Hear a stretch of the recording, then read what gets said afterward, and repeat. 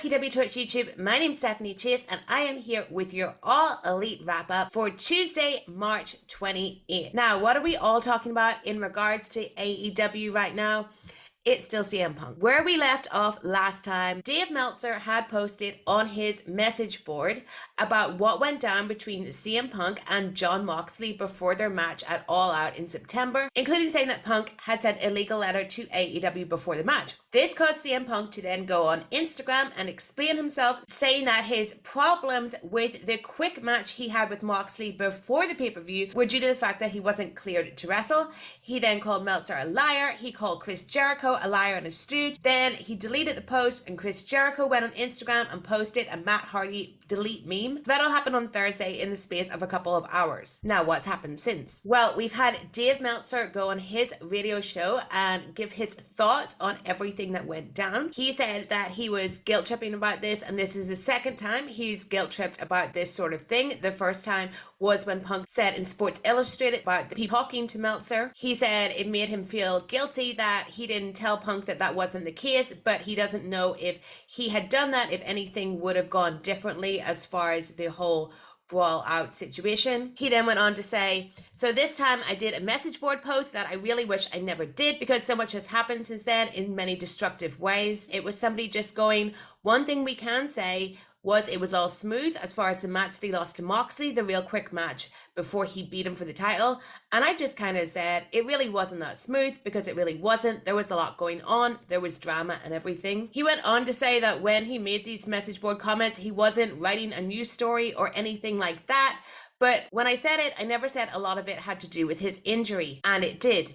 In his defense, he was coming back from a broken foot and it was a serious injury, and that played into it as far as when he was going to be ready. Whatever you think of the angle, the way the angle was, and the whole Rocky 3 thing, if you had more time, the angle would have been better, but because of the injury, they didn't have more time. But the whole point is a message board post that I didn't need to make. And I didn't mention the fact that the injury was part of it, in the fact that there was a drama, which there was. So just like that, there I was. I feel really bad about it. He then went on to say that it wasn't Punk calling him a liar that bothered him because he hears that all the time. But he felt like I wasn't really thinking. I didn't really tell the whole story. And then everything happens from there. And again, it's almost the same thing because it's like, it's funny how different people take what I call the shrapnel. He went on to say that Punk's post kind of blasted Moxley and did blast Chris Jericho. And this was a time that things were trying to be worked out within AEW and people were trying to do what's best for the company. He added, how's it going to turn out? Who the hell knows? But it certainly is never a good time to do that. He added that Jericho had absolutely nothing to do with the message board post, nor did Moxley. When speaking about what the future possibly holds, he said, I don't know if I have anything to do with it. I'm really sorry. You know, it's funny because it makes no difference probably, but if I had just said, this is a story,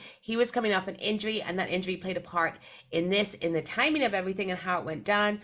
And if he got mad and said that I was a liar, at that point, okay, fine, it wasn't me. But when he said that about the other guys, it was like, that's not going to be great for the dressing room. And I sense that a lot. Will they just laugh it off? I don't know. It's just something that is just sad to me how it all went down. So after Meltzer had his say on that, we then had Jon Moxley appearing on his wife Renee Paquette's podcast, The Sessions, to talk a little bit about this as well. So what did Moxley have to say? Speaking about the whole Punk Instagram situation, he said, it's just annoying. Just because somebody said some stupid on social media, that's not news, but it is and becomes a thing. I don't want to get dragged into this dumb I could unload on a lot of people right now, but I'm not going to sink to that level. He then noted that he was actually a free agent during the summer with AEW when he was champion, and that if he wanted to, he could have just turned up at WWE SummerSlam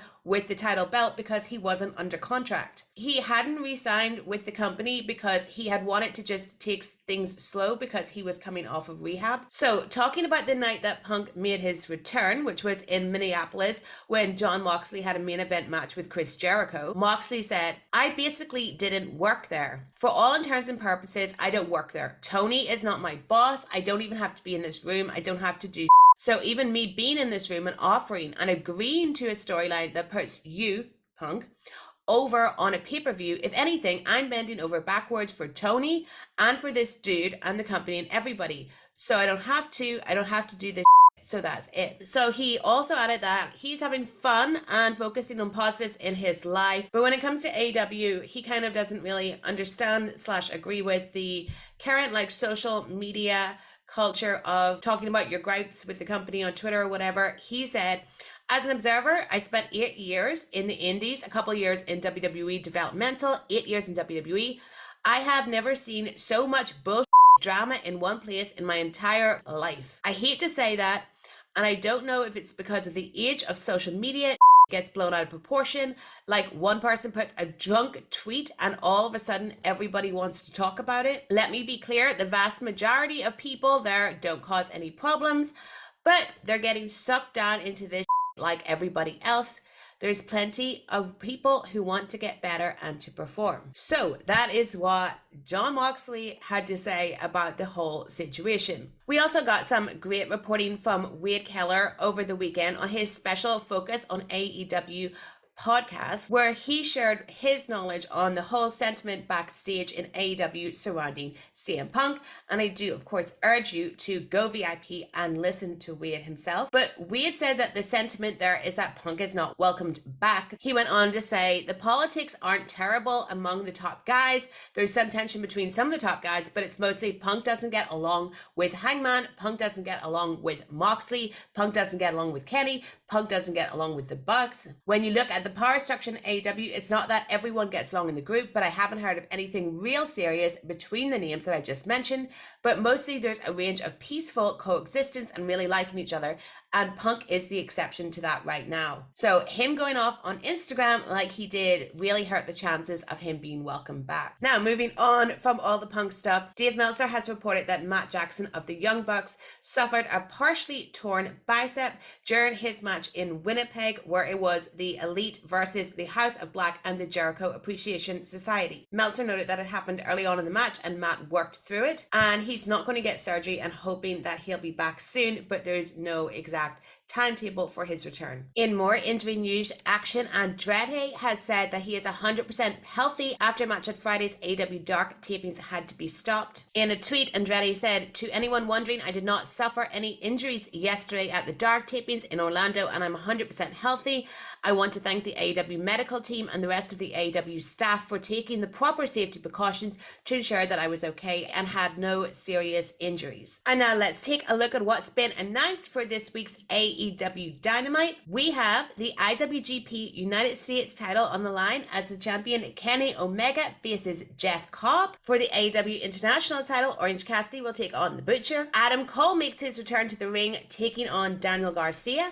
And don't forget that the AW reality series All Access premieres after Dynamite. Ruby Soho faces Willow Nightingale. The Blackpool Combat Club takes on Dalton Castle and the Boys. And Matt Hardy will be facing Jungle Boy Jack Perry. Now that's all from me. Thank you so much for watching.